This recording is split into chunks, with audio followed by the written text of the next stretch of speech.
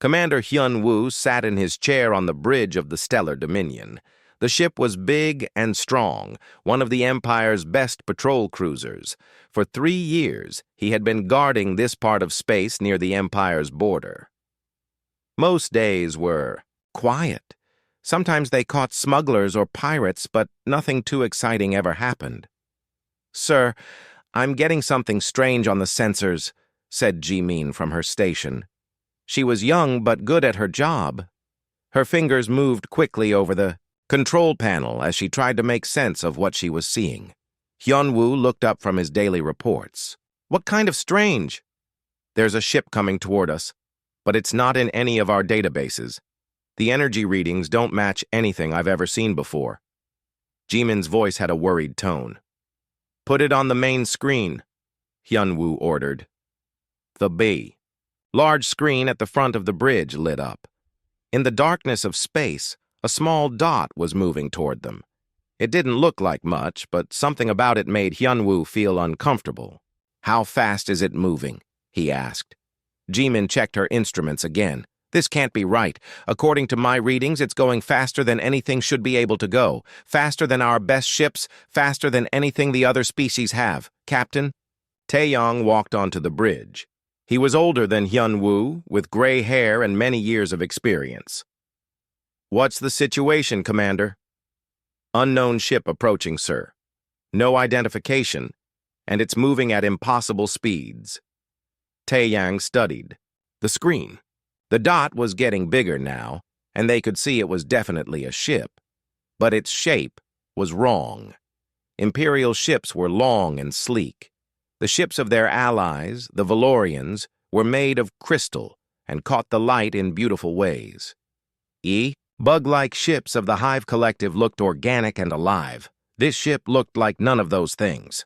"Try to contact them," Taeyang said. "Use all the standard channels." The communications officer, a man named Dong-soo, began sending messages. He tried in Imperial Standard first, then in the languages of the major species. He sent mathematical patterns and music, the usual ways different species tried to talk to each other for the first time. Nothing came back. The ship kept coming toward them. "Sir, it's getting closer," Jimin reported. "And the energy readings are getting stronger.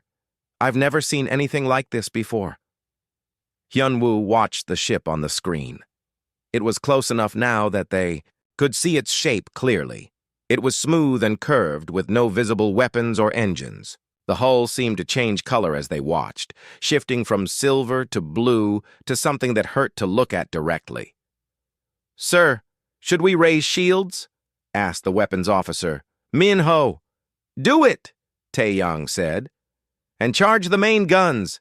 If this thing doesn't respond to our messages, we need to be ready." The ship's shields came online with a low humming sound. The weapon systems powered up, ready to fire their plasma cannons at anything that threatened them. But the unknown ship didn't seem to care. It kept coming, moving in a straight line toward the heart of the Empire, toward the capital worlds where billions of people lived and worked. "Fire a warning shot," Taeyang ordered. "Maybe that will get their attention." Min-ho pressed the firing button. A bright beam of plasma shot out from the Stellar Dominion, aimed to pass just in front of the unknown ship. It was meant to be a warning, not an attack. What happened next made everyone on the bridge gasp. The unknown ship moved sideways so fast that it seemed to disappear and reappear in a different place. The plasma beam passed through empty space, where the ship had been just a moment before. But that wasn't the strangest part. The ship had moved in a way that should have been impossible. It had turned without slowing down, without any visible thrusters or engines. "How did it do that?" Jimin whispered. "I don't know," Hyun-woo said. "But we need to report this to headquarters right away." Taeyang was already moving toward the communications station. "Send an emergency message to Fleet Command. Tell them we have an unidentified ship with unknown technology. It's not responding to contact attempts, and it's headed for the inner systems." As Dong-soo sent the message, Jimin made another discovery. "Sir, it's scanning us. I can feel the sensors going over our ship, but they're not like any sensors I know. They're going right through our shields like they're not even there. Hyun-woo felt a chill run down his spine. The Empire's shields were the best in the galaxy. They could stop almost any weapon, block almost any scanner. If this ship could see through them so easily, what else could it do? Should we follow it? Minho asked. Taeyang shook his head. No, we stay here and watch. If more ships like this one show up, we need to be ready to warn the Empire. But even as he said it, they all knew the truth. If this one ship could do things that seemed impossible, what chance would they have against more of them? The Empire had been the strongest power in the galaxy for 1,000 years. They had the best ships, the best weapons, the best technology. Looking at the unknown ship disappearing into the distance, Hyun-woo wondered if that was about to change. Something was coming that the Empire wasn't ready for. Something that might be stronger than anything they had ever faced before. In the silence of the bridge, they watched the ship's energy signature fade from their sensors. But the feeling of dread remained. Whatever that ship was, wherever it came from, it was heading straight for the heart of their civilization, and there was nothing they could do to stop it. Admiral So Young stood in the command center of the Imperial Fleet headquarters. The massive room was filled with screens showing ships, star maps, and data from across the galaxy. Right now, all of those screens were focused on one thing: the unknown ship that had passed the border patrol 3 hours ago. What do we know? She asked her staff. Not much, replied Strategic Commander Jae-ho. He was a thin man with quick eyes who had won many battles for the Empire. The ship is still moving toward the inner systems. It hasn't slowed down or changed course. Our best computers can't figure out how it's moving so fast. And it still won't answer our messages? No, ma'am. Diplomatic attaché Dongmin has tried everything. He sent messages in all 847 known languages. He's tried mathematical sequences, music, even pictures. Nothing gets a response. So Young walked over to the main display screen. The unknown ship appeared as a red dot moving steadily through Imperial space. Its path would take it right through some of the Empire's most important worlds. How long? Until it reaches Centauri Prime? She asked. At its current speed, about 6 hours, Jae-ho answered. Centauri Prime was one of the Empire's biggest colonies, home to over 2 billion people. If this ship was hostile, millions could die. Send the 4th and 7th fleets to intercept, So Young ordered. If we can't talk to this thing, maybe we can stop it. Yes, ma'am, Jae-ho said, but he didn't sound confident. Meanwhile, in a smaller room nearby, Dong-min was still trying to make contact.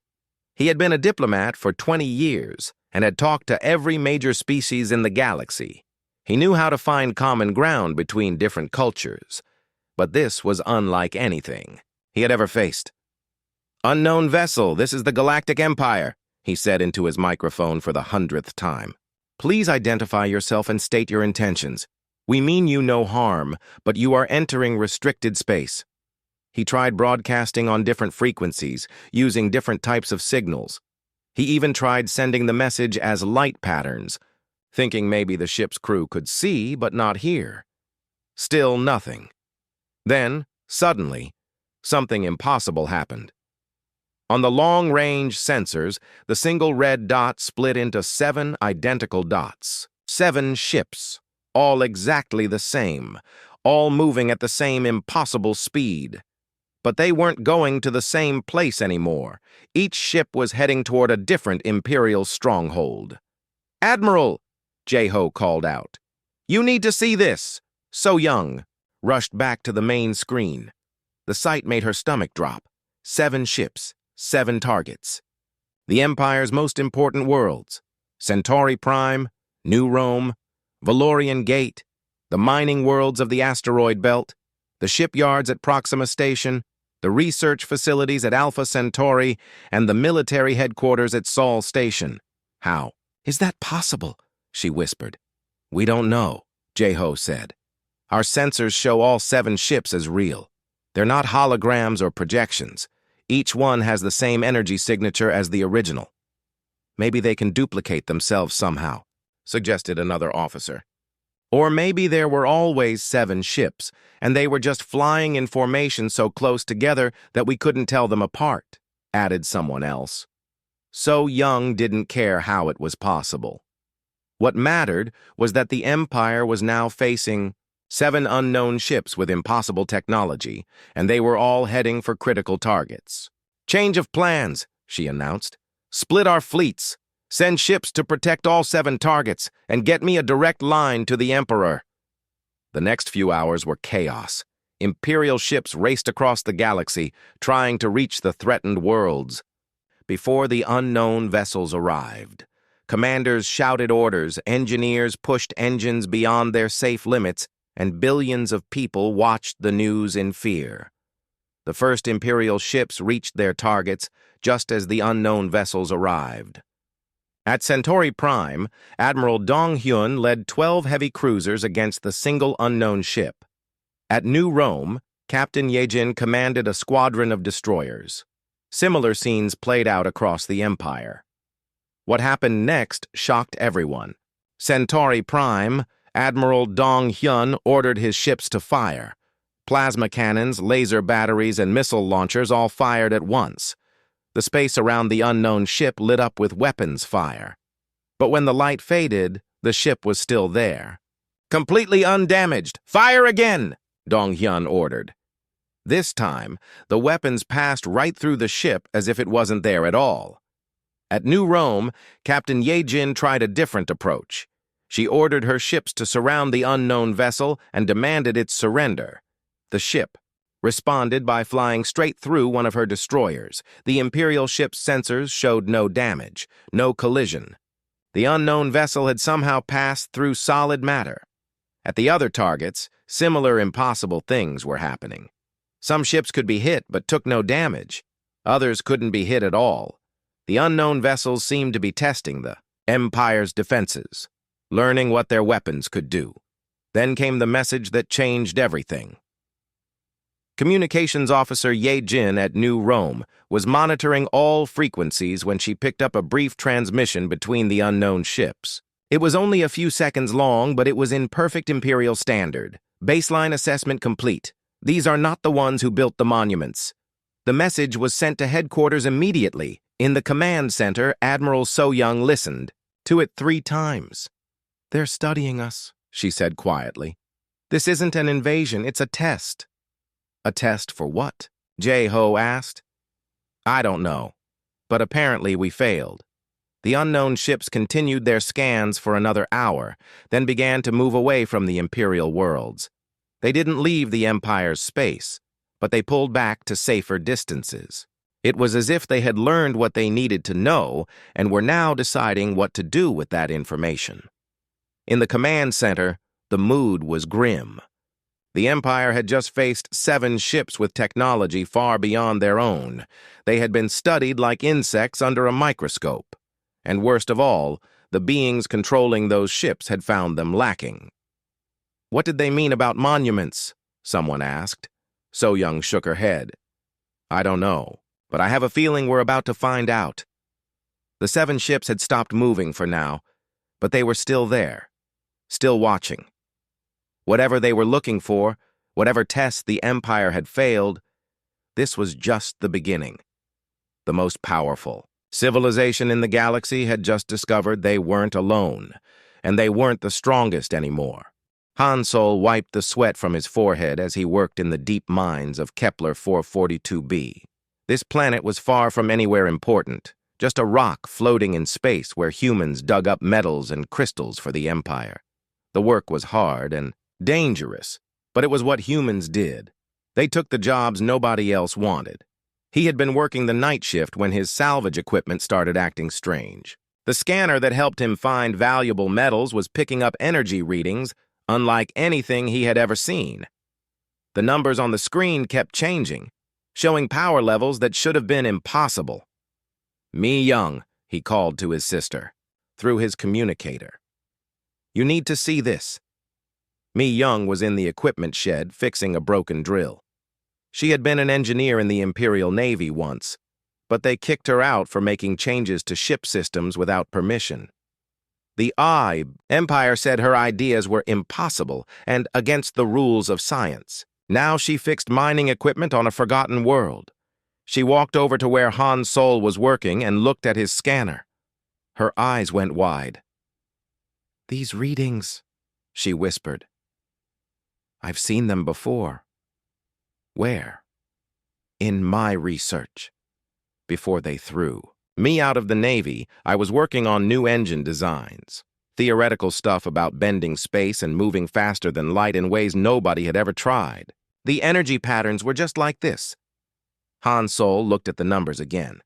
"But you said that was theoretical, that it couldn't actually work." "That's what they told me. That's what I believed." Mi Young's voice was excited now. "But maybe they were wrong. Maybe it can work, and someone out there figured out how to do it."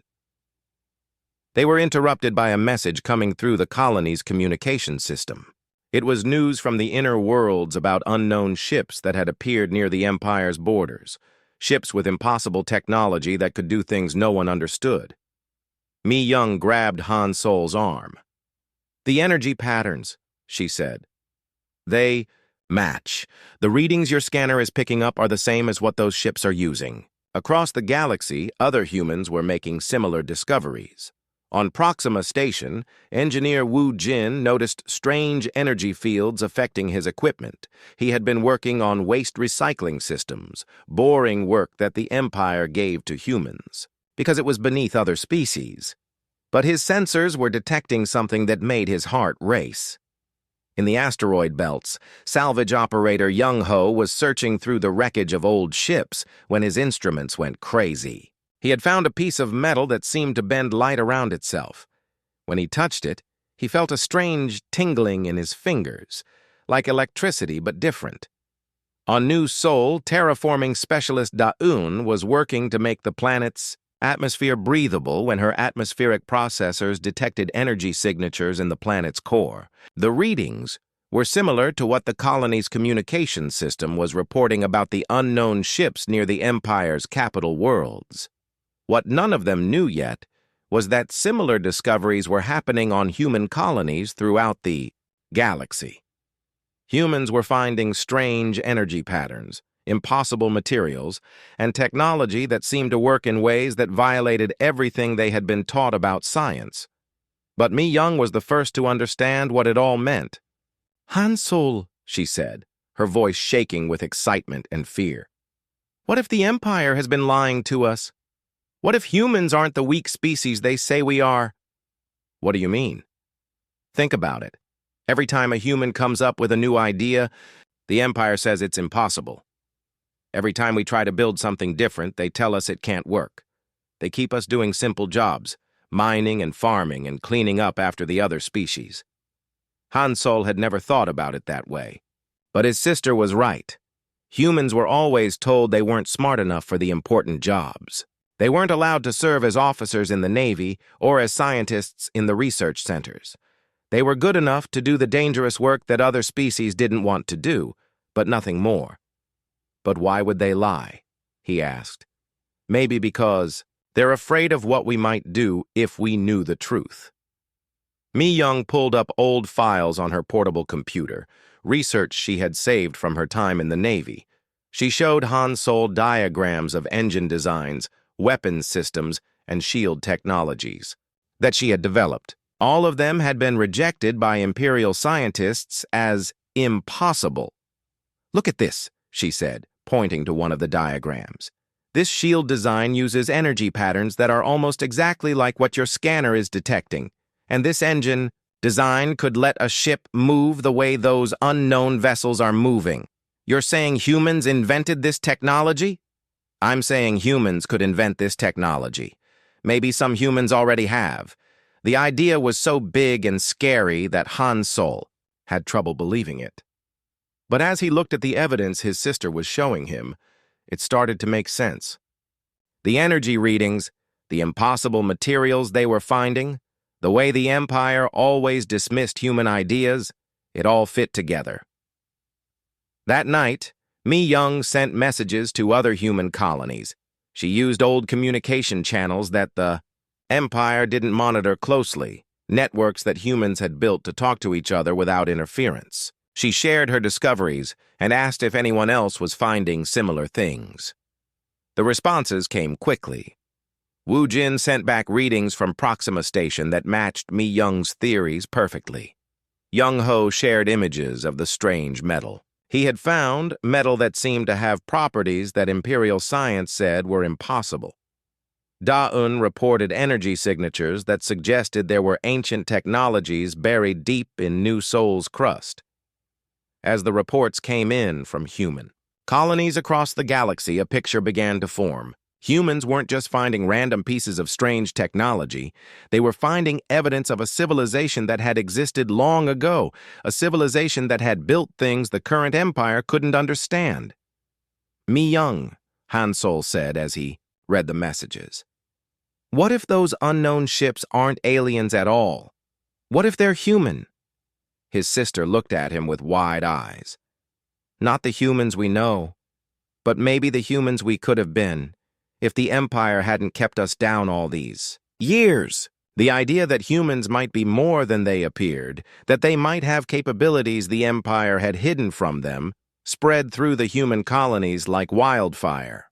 In hidden workshops and forgotten laboratories, humans began to experiment. With the strange energy patterns they were detecting, some of them found that they could make their equipment work better by following the energy patterns. Others discovered that they had an intuitive understanding of the impossible technologies they were finding, as if the knowledge was already inside them waiting to be awakened.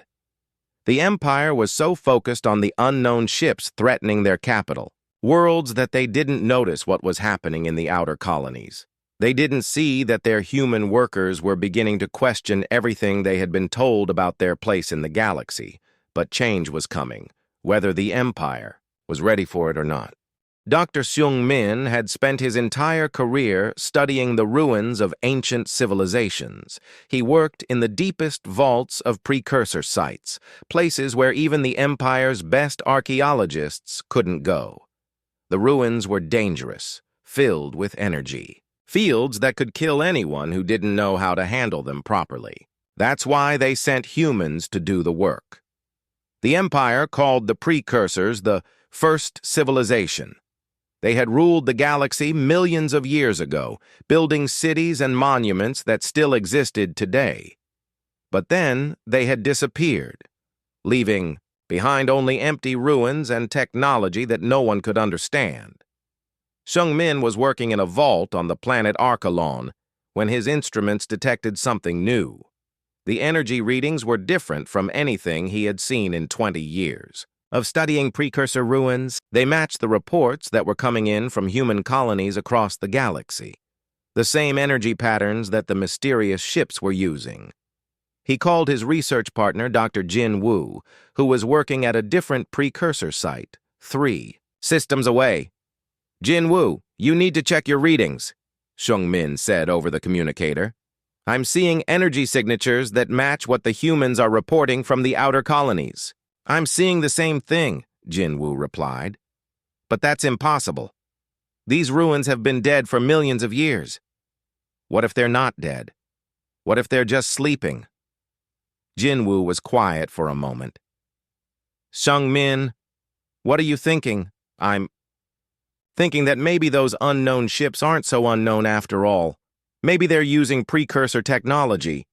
Both men were human, which was why they were allowed to work in the dangerous parts of the ruins. Other species had tried, but something about the precursor energy fields was deadly to them. Humans seemed to be naturally resistant to the effects. The Empire called it genetic luck, but Seung Min had always wondered if there was more to it. He spent the next 3 days running deep scans of the vault he was working in. What he found changed everything he thought he knew about the precursors and about humanity. The energy patterns weren't just similar to what the mysterious ships were using.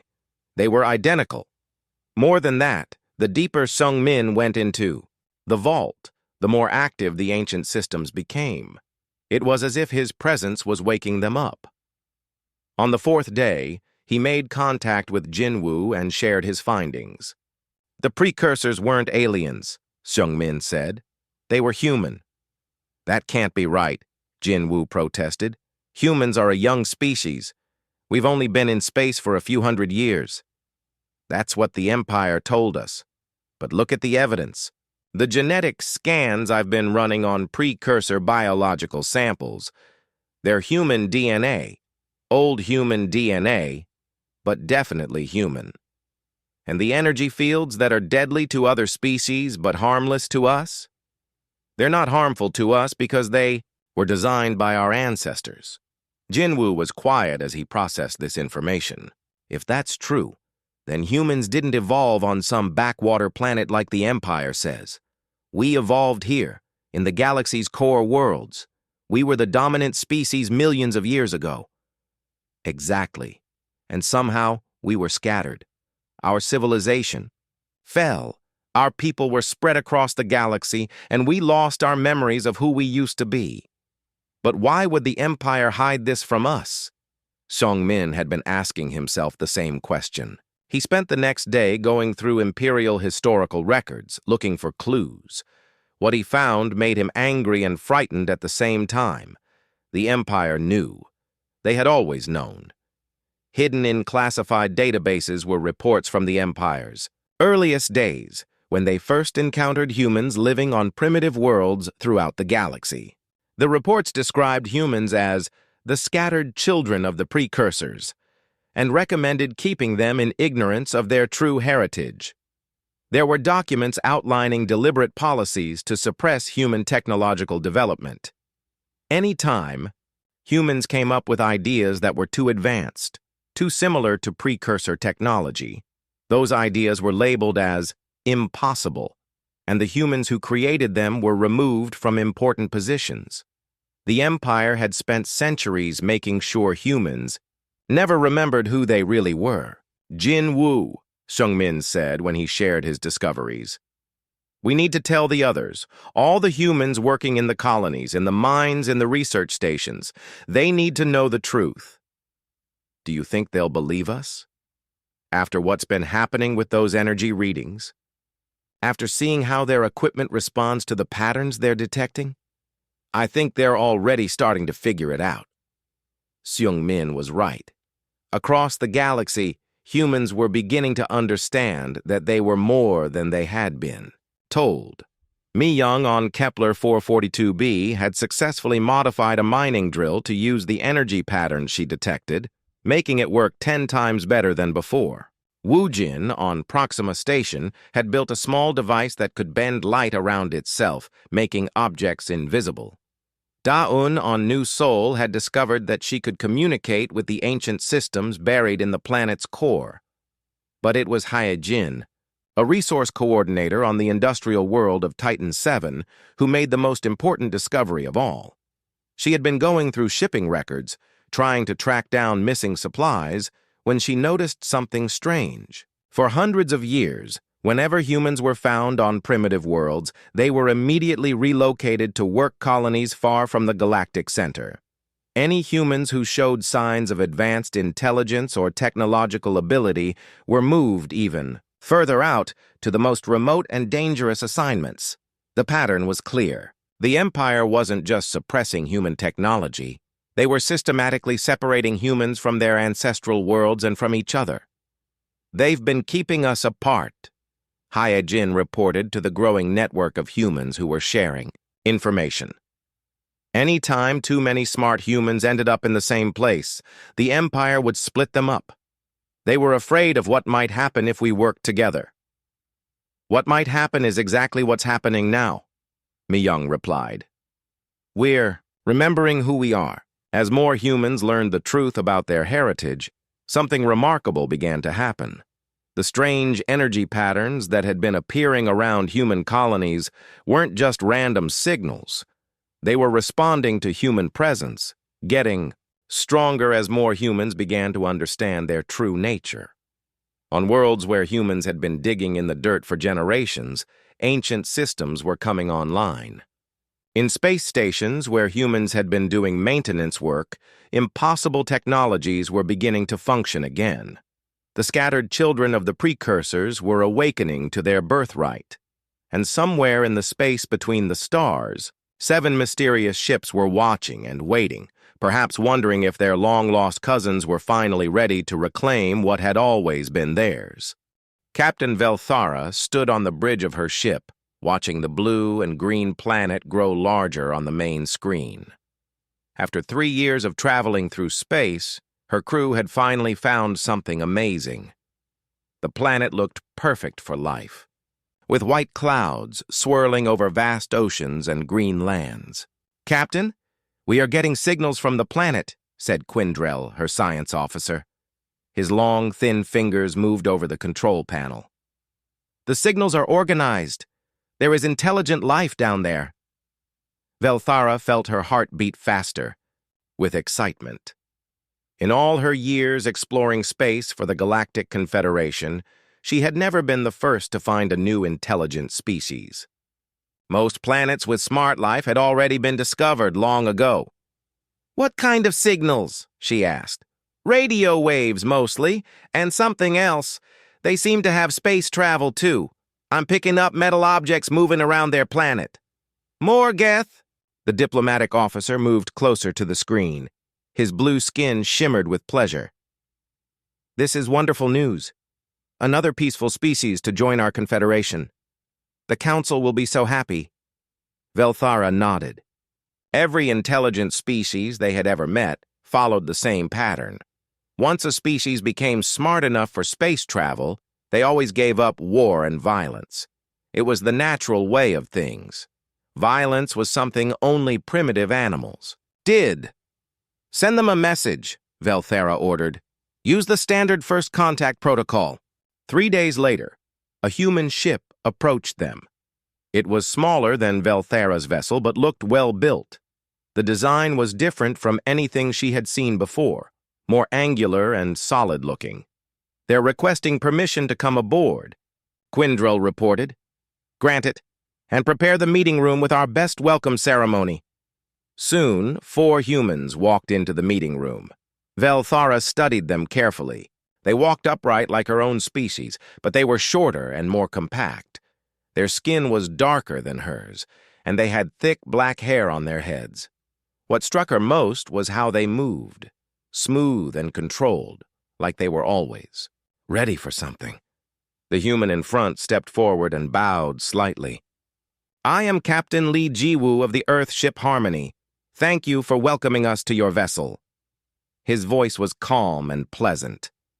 Behind him stood 3 other humans, a woman in diplomatic robes, a man with scientific equipment, and another man in what looked like a military uniform.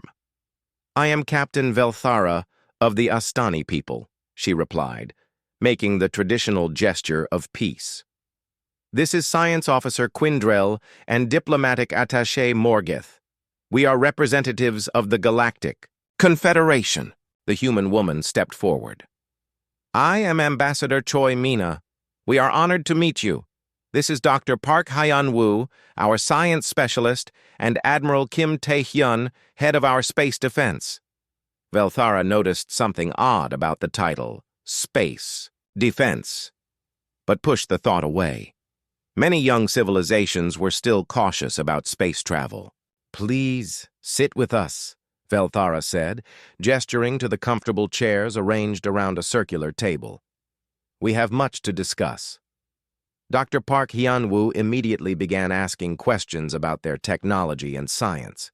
His eyes lit up when Quindrell showed him their star charts and explained how their faster-than-light travel worked. The human scientist absorbed everything quickly, almost too quickly. "Your species learns very fast," Quindrell observed. "We have always been curious about the universe," Dr. Park replied. "Learning new things excites us." Ambassador Choi Mina spoke about Earth's history. She described a planet where different groups of humans had learned to work together, building cities and exploring space. She talked about art, music, and literature. Everything sounded normal and peaceful, but Admiral Kim Tae-hyun remained mostly quiet. When he did speak, it was about defensive measures and protecting Earth's interests. His eyes constantly moved around the room, as if he was studying everything for some purpose Velthara couldn't understand. "Tell us about your species' history," Morgeth requested. "How did you evolve to become intelligent?" There was a brief pause. Dr. Park Hyun-woo glanced at the others before answering. "Humans evolved from smaller creatures over millions of years. We learned to use tools, developed language, and built societies. Like most species, we grew beyond our primitive beginnings." "What kind of creatures did you evolve from?" Quindril asked with scientific curiosity. Another pause. "We were hunters and gatherers. We ate both plants and animals to survive." Quindril's eye stalks twitched with surprise. "Both plants and animals? That's unusual. Most intelligent species evolved from creatures that ate only plants." "Our planet was different," Captain Lee Jiwoo said smoothly. "We had to adapt to many different environments. Velthara found this interesting but not alarming. Every planet was unique, after all." The meeting continued for several hours. The humans shared stories about their exploration of their solar system and their excitement about meeting other intelligent life. They seemed genuinely peaceful and curious, but small things kept bothering Velthara. The way Admiral Kim Tae-hyun's hand moved to his side whenever there was an unexpected sound, how Captain Lee Ji-woo's eyes tracked every movement in the room. The fact that Dr. Park Hyun-woo asked very specific questions about their ship's defensive capabilities, claiming it was scientific curiosity. During a break in the formal discussions, Velthara observed the humans talking quietly among themselves. Even though they spoke in low voices, there was something about their body language that seemed coordinated, like they were soldiers receiving orders. But that was impossible. No intelligent species had soldiers anymore. "They seem very nice," Morgeth commented privately to Velthara. "A bit intense, but that's normal for a species making first contact." "Yes," Velthara agreed, "though some of their questions are quite detailed. Natural curiosity.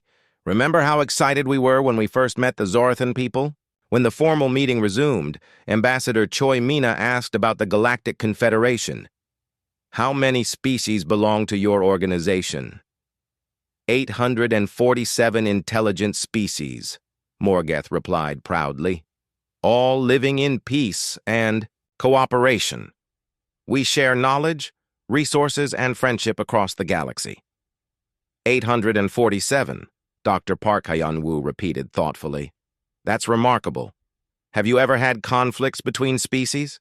"Oh no," Morgeth laughed. "Intelligent species don't fight. Violence is something only primitive animals do. Once a species develops true intelligence, they naturally become peaceful." The humans exchanged quick glances. It happened so fast that Velthara almost missed it. "Of course," Ambassador Choi Mina said. "We understand completely. Humans have also moved beyond such primitive behaviors." As the day ended, both groups expressed hope for future cooperation. The humans invited the aliens to visit Earth, and Velthara agreed to send a detailed report to the Confederation Council. After the humans returned to their ship, Velthara reviewed the day's recordings. Something felt different about these humans, but she couldn't identify what it was. They seemed friendly and intelligent, just like every other species she had met. "What did you think of them?" she asked Quindril. "Fascinating," the science officer replied. "Their technology is impressive for such a young civilization, and their learning speed is remarkable. But what? Some of their questions were very specific, almost like they were gathering intelligence rather than just learning."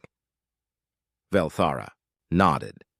She had noticed the same thing. "Still, they seem peaceful enough. Every species goes through an adjustment period when they first encounter galactic civilization. Neither of them realized that their peaceful new friends were already analyzing every detail of their ship, their technology, and their defenses. The humans had smiled and talked about cooperation, but their minds had been working on entirely different problems. Problems that would soon change everything.